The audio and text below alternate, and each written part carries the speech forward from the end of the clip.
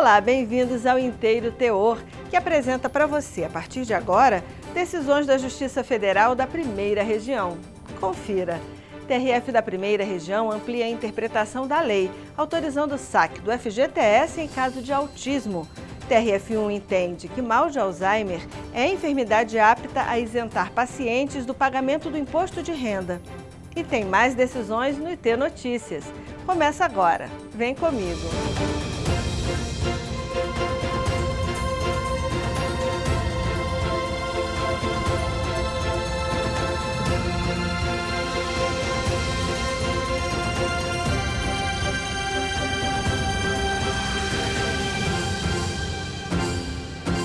Imagine precisar de um recurso essencial para a saúde de um filho e, mesmo com direito garantido, ter que enfrentar uma verdadeira batalha para acessá-lo. Essa é a realidade de muitos trabalhadores que recorrem ao FGTS para custear tratamentos médicos, mas encontram barreiras no caminho. Hoje você vai conhecer a história de uma mãe que não mediu esforços para garantir o que era de direito da filha. E mais, vamos entender por que, em alguns casos, a liberação do fundo exige uma disputa judicial. A boa notícia é que a Justiça tem garantido esse direito em diversas decisões, reconhecendo a necessidade de ampliar a interpretação da lei. Confira agora na reportagem de William Nascimento. O Fundo de Garantia do Tempo de Serviço, o FGTS, é um direito do trabalhador seletista. O saldo acumulado com os depósitos mensais feitos pelo empregador, na proporção de 8% da remuneração do empregado, pode ser sacado em diversas situações, como, por exemplo, a demissão sem justa causa ou quando o trabalhador atinge 70 anos ou morre. O saque também é permitido por motivos de saúde, incluindo doenças graves e procedimentos médicos essenciais. De acordo com a Caixa Econômica Federal, em 2021, mais de 400 mil trabalhadores usaram o FGTS para custear tratamentos. Atualmente, as regras permitem o saque para trabalhadores diagnosticados com HIV, câncer e outras 15 enfermidades, incluindo casos de cardiopatia grave, alienação mental, cegueira, contaminação por radiação e doença de Parkinson, por exemplo. Além disso, o FGTS pode ser retirado para tratar dependentes com microcefalia ou autismo grau 3. Para solicitar o saque, o trabalhador precisa apresentar um relatório médico específico, exames clínicos e documentos pessoais. Mas o que fazer quando, mesmo com tudo em ordem, o pedido é negado? A bancária Patrícia Pelizaro enfrentou esse problema. Sua filha Paola, de 10 anos, foi diagnosticada com autismo nível 1 e superdotação. Como o convênio de saúde não cobria os tratamentos necessários, ela decidiu recorrer ao FGTS. Por mim, que era só dar entrada lá na Caixa Econômica, peguei o laudo com a médica, ela preencheu, assinou, entreguei na Caixa. Achei que a partir dali fosse liberado. Mas não, aí teve a negativa da Caixa. E aí eu procurei saber o que eu deveria fazer. Aí o funcionário da Caixa falou, vai ter que ser por meio judicial. Patrícia entrou com a ação e ainda em primeira instância conseguiu uma decisão favorável. Mas o caso chegou ao TRF da Primeira Região e o relator desembargador João Carlos Maier Soares confirmou a sentença. O magistrado destacou que o entendimento do tribunal permite o saque para tratamentos de doenças graves, de trabalhadores ou dos seus dependentes. Com base nas provas apresentadas, o direito de Patrícia ao saque do FGTS foi confirmado. O advogado Luciano Martins, que trabalhou no caso, explica por que a Justiça tem garantido esse direito. Lá no artigo 20 da Lei 8.036 de 90, nós temos um rol onde estabelece diversas hipóteses para o saque do FGTS. Dentre eles, nós temos algumas doenças graves, tidas como graves, né? Que seria a neoplasia maligna, HIV e doenças raras. Já existe uma jurisprudência, basicamente, que é consolidada nesse sentido, de que esse rol que está lá no artigo 20, ele não é um rol taxativo. Ele deve contemplar todas as doenças graves, inclusive o espectro autista, né? E isso em decorrência de quê? Em decorrência da função social da norma. Porque não é simplesmente você chegar e elencar quais são as doenças graves e deixar outras de fora. Você vai adaptando, né? A neuropsicóloga Daniela Frade destaca que crianças com autismo precisam de um acompanhamento multidisciplinar. Neuropediatras, psiquiatra infantil e aos neuropsicólogos para o diagnóstico. Depois desse diagnóstico, a gente tem uma equipe multidisciplinar que trabalha com autismo, que pode ser fonoaudiólogo, terapia ocupacional, a estimulação cognitiva, de habilidades sociais, né, a pedagoga também. Então, aí a gente tem psicomotricidade, a gente tem uma gama de profissionais que podem estar trabalhando. O autismo, normalmente, ele vem com comorbidades, então ele vem com outros transtornos juntos. Muitas vezes a gente tem o autismo e a gente tem transtorno de ansiedade generalizada, a gente tem crise de pânico, a gente tem, muitas vezes, TDAH, que vem junto com isso aí. Então, não é só o autismo que a gente vai olhar.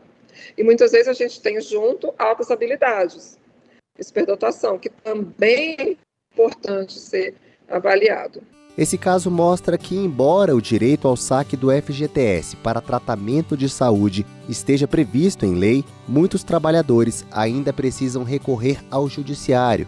A boa notícia é que a Justiça Federal vem reconhecendo a necessidade de ampliar essa interpretação, garantindo o benefício a mais famílias. Com o recurso liberado, Patrícia está aliviada. E representa pra gente um porto seguro, sabe, assim, porque dependente, assim, do tratamento que esteja fazendo, você tem pelo menos aquele valor ali, você fala, olha, aquilo ali garante, né, até sossego para a família. Uma doença incurável. Quanto antes se inicia o tratamento, maiores as chances de, pelo menos, retardar sua evolução.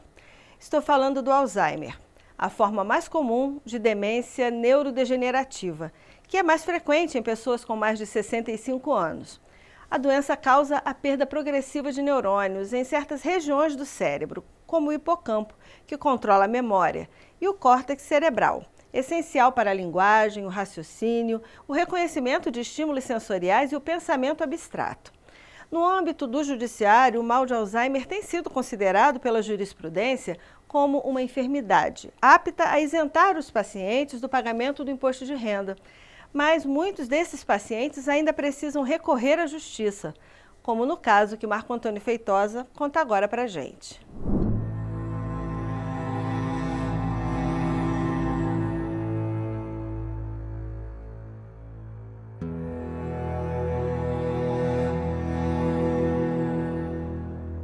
Perda de memória, desorientação e problemas na fala.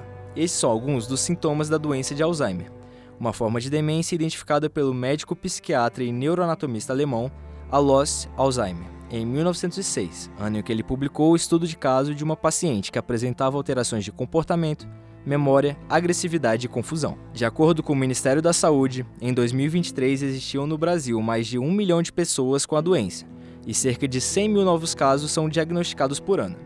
A neurologista Thaís Augusta Martins explica como a doença age. A doença de Alzheimer é uma doença neurodegenerativa que ela leva à perda neuronal progressiva, ela manifesta mais em idosos e a repercussão dela são pacientes que vão perdendo cada vez mais a sua capacidade cognitiva, a capacidade de entender as coisas, de compreender as coisas, de executar as coisas, de planejar. E é com a progressão da doença, de falar, de andar, como se involuísse em tudo que a gente aprende ao longo da vida, né? Então, evolui na capacidade de andar, passa a não conseguir andar mais, capacidade de segurar as próprias necessidades, passa a não conseguir mais, lembrar de coisas simples, passa a não conseguir lembrar mais, né? Isso de uma forma progressiva e aí de uma velocidade variável de paciente para paciente. As causas da doença envolvem diversos fatores, mas a doutora Thaís ressalta que os hábitos cultivados durante a vida fazem diferença na hora de a doença se manifestar. Existem sim os fatores genéticos envolvidos, sem dúvida, e esse paciente que ele cultiva hábitos de vida saudáveis ao longo da vida, ele tende a desenvolver a doença de Alzheimer de uma forma mais tardia. Então ele tem mais tempo de vida útil e sem problemas cognitivos e acaba desenvolvendo só mais ao final da vida mesmo, acima de 80 anos, por exemplo. A neurologista lembra que, independente da causa, a prevenção é essencial. As características da doença de Alzheimer foram decisivas na hora de um julgamento de um caso que chegou ao TRF da primeira região. De acordo com o relator, desembargador federal Jamil de Jesus Oliveira, mesmo que não faça parte do rol descritivo de doenças que assegurem a isenção do imposto de renda, a enfermidade tem sido considerada pela jurisprudência do Superior Tribunal de Justiça e do próprio TRF1 como enfermidade apta a assegurar a isenção do imposto de renda para seus pacientes. A advogada Mariana Laviola ressalta que o rol de doenças trazido na Lei 7.713 de 1988 possibilita que pessoas físicas com as enfermidades ali descritas tenham direito à isenção do imposto de renda assegurado, sem precisar recorrer à justiça. As pessoas que possuem direito ao benefício de isenção de imposto de renda estão elencadas na Lei 7713 de 88. Lá na lei tem um rol exemplificativo de algumas doenças, então pessoas que são portadoras dessas doenças podem requerer o benefício da isenção à Receita Federal. A advogada explica que o fato de o rol ser considerado exemplificativo permite que, mesmo em casos como o da servidora, que convive com uma doença como Alzheimer, que não está no rol, é possível entrar com um processo judicial para que o direito à isenção tributária seja analisado, até que se reconheça o benefício, como na decisão do TRF1. Pelo fato de haver uma lacuna na lei, a gente consegue entrar com o processo judicial para que se reconheça que a pessoa que obtém a doença que não está elencada no rol seja beneficiária da isenção. Então, hoje a gente tem algumas jurisprudências, como no caso do Alzheimer, e isso é bom para a gente, porque pelo fato de ser um rol exemplificativo, a gente não fica preso somente as doenças ali que estão lá na lei.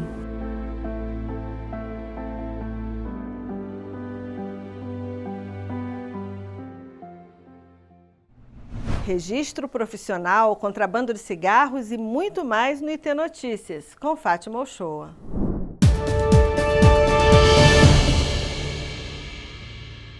O TRF da Primeira Região confirmou a decisão que garantiu a participação de uma candidata no vestibular da Universidade Federal do Amazonas.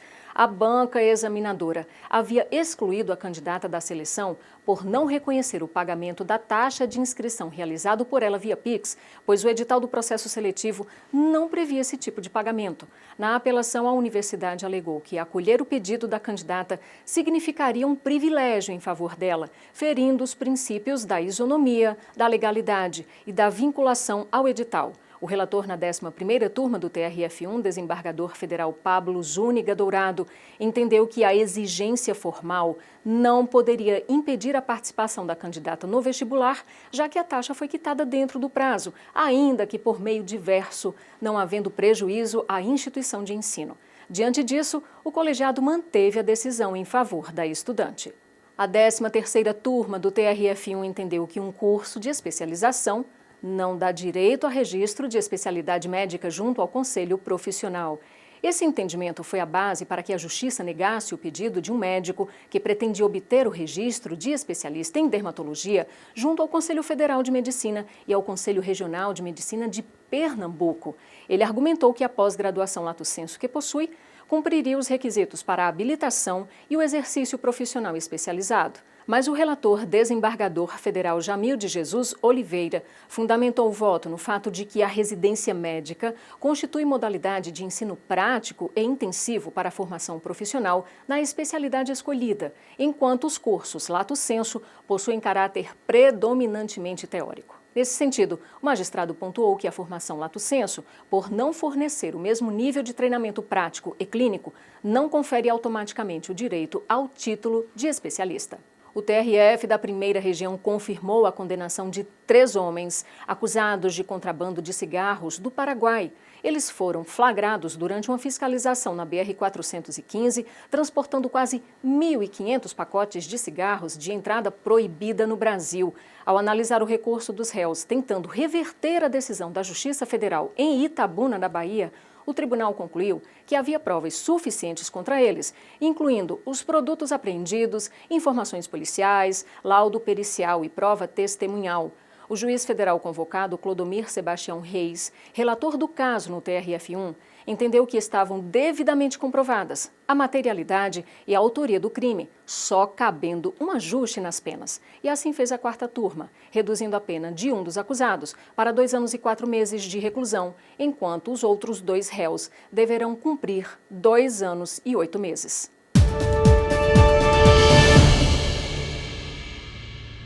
Você pode acompanhar o Inteiro Teor e outras reportagens sobre o TRF da Primeira Região no nosso canal no YouTube e no portal do TRF1. E nós estamos também no Instagram e no Facebook. Até o próximo encontro. Tchau!